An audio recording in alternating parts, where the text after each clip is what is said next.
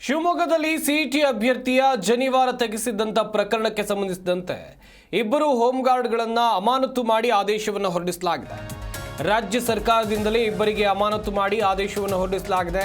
CCTV ಪರಿಶೀಲನೆಯನ್ನು ನಡೆಸಿ ಇಬ್ಬರು ಹೋಮ್ ಗಾರ್ಡ್ಗಳನ್ನು ಸಸ್ಪೆಂಡ್ ಮಾಡಲಾಗಿದೆ ಎನ್ನುವಂತ ಮಾಹಿತಿ ಸಿಕ್ಕಿದೆ.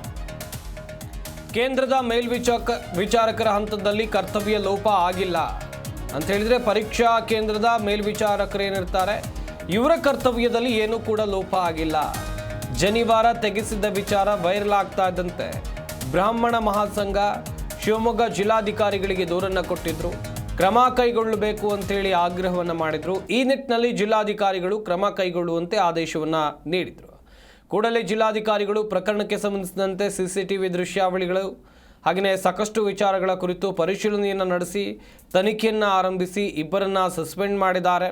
ಶಿವಮೊಗ್ಗ ನಗರದ ಆದಿಚುಂಚನಗಿರಿ ಕಾಲೇಜಿನಲ್ಲಿ ಸಿಇಟಿ ಪರೀಕ್ಷೆ ವೇಳೆ ಜನಿವಾರ ತೆಗೆಸಿ ಒಳಬಿಟ್ಟಿದ್ದಂಥ ಪ್ರಕರಣಕ್ಕೆ ಸಂಬಂಧಿಸಿದಂತೆ ಕೆಲವು ನಿಮಿಷಗಳ ವಿಡಿಯೋದಲ್ಲಿ ಅಲ್ಲಿ ಒಬ್ಬ ಅಭ್ಯರ್ಥಿ ಜನಿವಾರ ತಾನೇ ತೆಗೆದು ಪರೀಕ್ಷಾ ಕೇಂದ್ರದ ಒಳಗೆ ಪ್ರವೇಶ ಮಾಡಿದಂಥ ವಿಡಿಯೋ ಏನು ಸಾಕಷ್ಟು ಆಕ್ರೋಶಕ್ಕೆ ಕಾರಣವಾಗಿತ್ತು.